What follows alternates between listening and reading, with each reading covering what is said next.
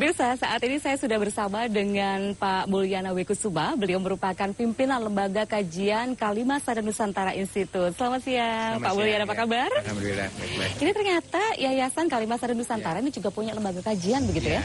Ada lembaga kajian, kemudian ada yang melakukan publikasi, ada merdekainfo.com, ada beberapa kegiatan yang kami lakukan dalam Kalimasan dan Nusantara ini.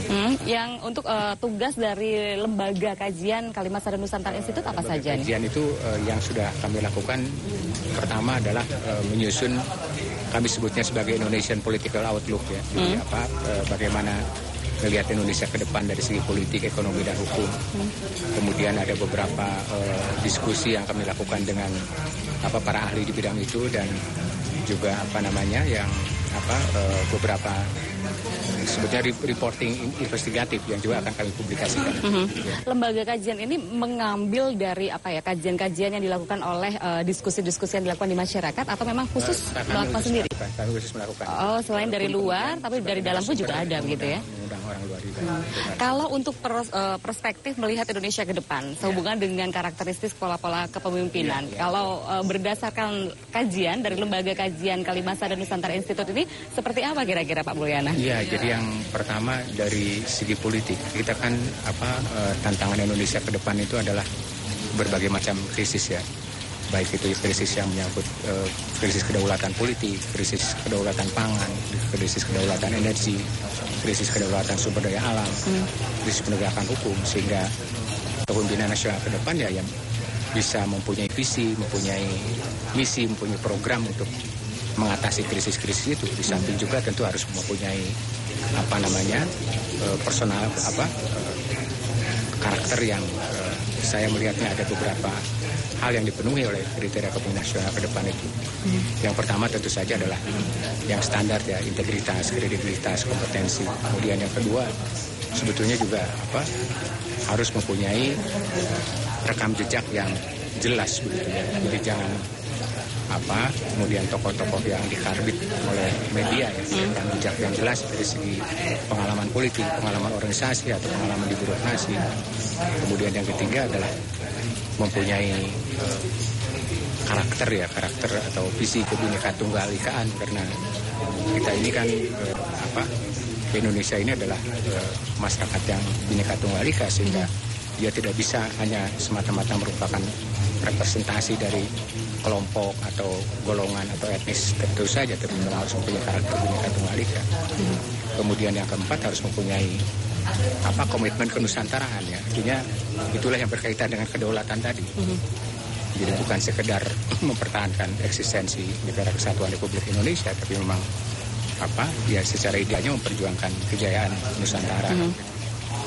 Kemudian dan itu harus tentu saja tidak bisa muncul sekonyong-konyong, harus melalui proses penjaringan, proses seleksi, proses rekrutmen politik, baik oleh partai-partai politik maupun oleh rakyat sendiri yang harus mengkondisikan lahirnya pemimpin seperti itu. Hanya masalahnya memang sekarang ini proses rekrutmen politik untuk kepemimpinan nasional ini kan terbatas ya. Pola-pola itu terkendala oleh syarat-syarat formal yang ada di dalam undang-undang Pilpres misalnya. Itu kan harus dicalonkan oleh partai politik atau gabungan partai politik yang memperoleh suara kemarin itu ya, di pemilu Pilpres kemarin 20% kursi di DPR dan juga atau 25% perolehan suara sah dalam pemilu. Sekarang ini ada tawar-menawar di DPR. Ada yang mau ini turunkan, ada yang mau ini dinaikkan. Tapi intinya adalah melalui parpol atau gabungan parpol, sementara proses mekanisme demokrasi di dalam parpol sendiri kan tidak berjalan. Jadi maksud saya parpol itu tidak menerapkan misalnya konvensi atau kalau di negara-negara lain disebut sebagai primary election misalnya. Di negara-negara Amerika Latin saya kira hampir semua menerapkan pemilu pendahuluan ini sebagai satu sarana untuk rekrutmen. Jadi di Venezuela, di Argentina, di Brasilia, di Costa Rica, Honduras, Meksiko, semua melakukan, menurut saya itu istilahnya primaria ya, bukan pramuria, primaria. Jadi itu primary election. Primary election. Nah, mekanisme demokratik seperti itu yang harus dikembangkan oleh partai-partai politik di sini, semacam konvensi atau primary election. Tapi kan faktanya mekanismenya yang ada sekarang ya seperti yang ada di depan mata kita. Nah, itu sebabnya barangkali inilah saatnya ada partisipasi rakyat. Memang partisipasi rakyat dalam proses penentuan kepemimpinan nasional itu terbataskan oleh terkendala oleh oligarki parpol sebetulnya.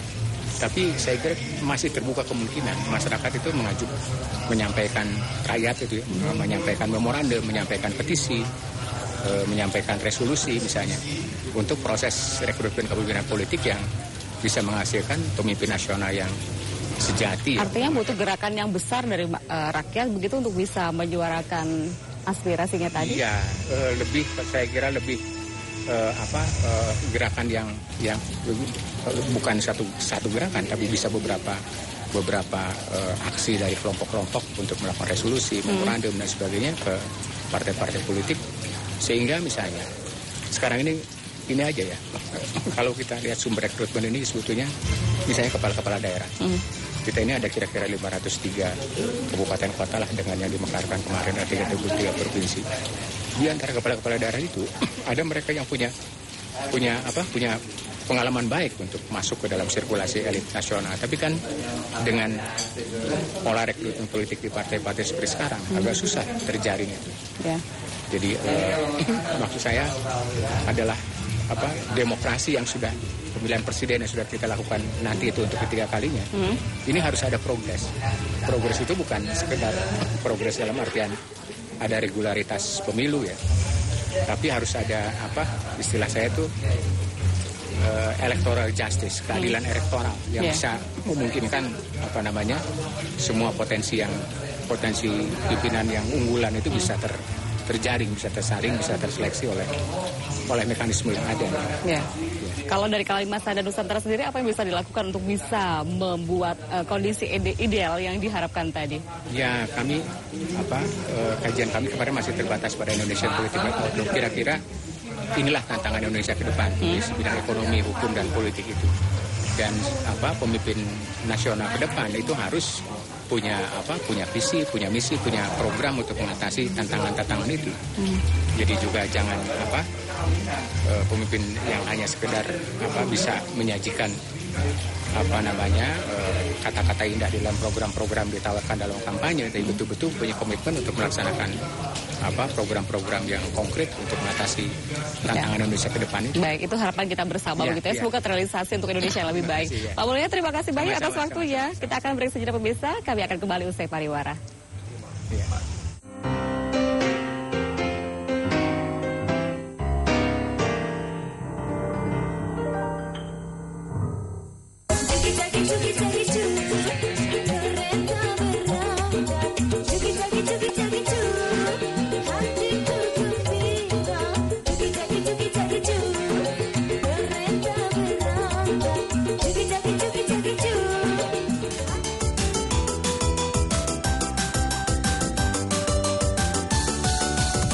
Disponsori oleh Malah Vega ZR yang dihubungin. Vega ZR semakin mantap.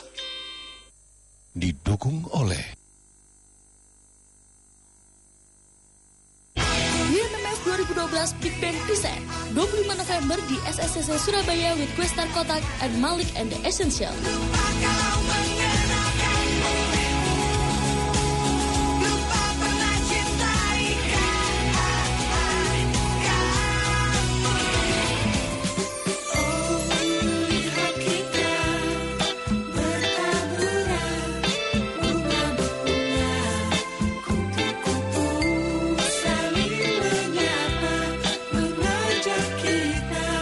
Juga additional competition-nya ya. Ada Pop It Competition, Matic Photo Contest, dan Yamaha Matic Modif Contest berhadiah jutaan rupiah. Kunjungi additional Bowl Tarot Love.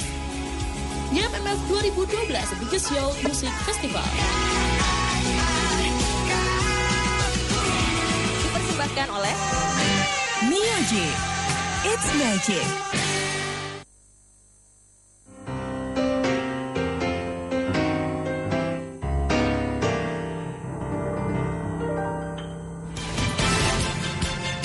Merdekainfo.com.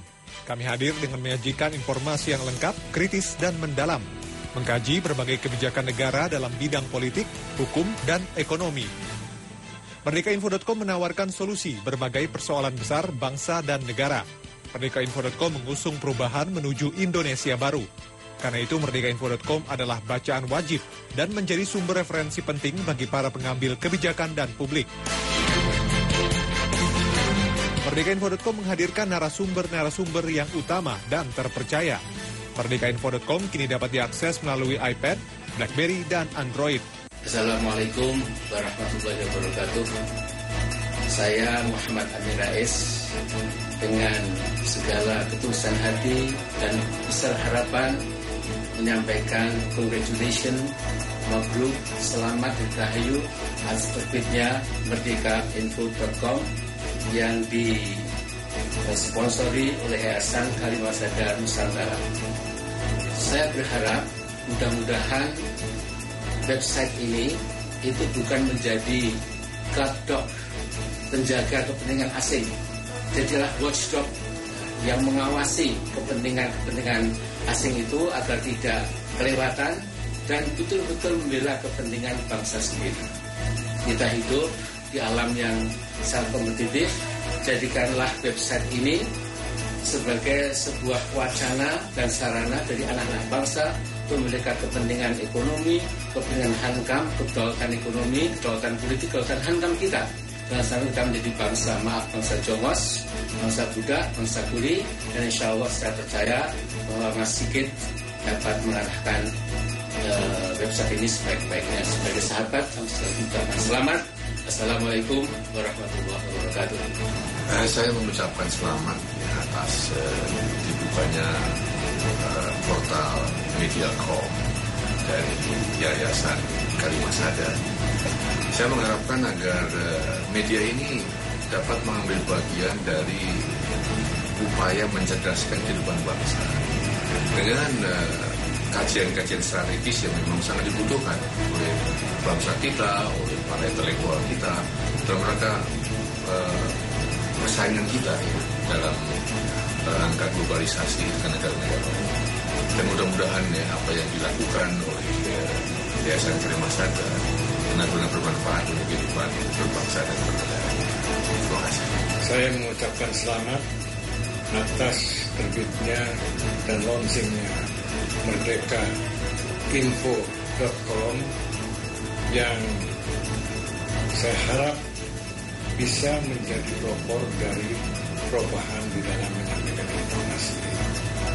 Yang saya maksud dengan pelopor adalah pelopor di dalam memberikan nilai-nilai perubahan yang selama ini kesannya bahwa setelah 14 tahun kita menggulirkan reformasi, ternyata tidak membawa perubahan-perubahan yang berarti. Jadi saya harapkan bisa memilih nilai-nilai dan bisa mendorong agar supaya perubahan itu bisa cepat terjadi. Terima kasih. Pemirsa, telah kita ikuti bersama bagaimanakah Kalimasada Nusantara melangkah dan berkarya. Tentu dengan harapan besar bahwa ini akan menjadi oase, akan menjadi solusi terhadap berbagai permasalahan berbangsa dan bernegara yang sedang kita hadapi saat ini. Dan pemirsa, dari Kabupaten Jombang kami menghaturkan untuk Anda. Terima kasih banyak dan Assalamualaikum warahmatullahi wabarakatuh.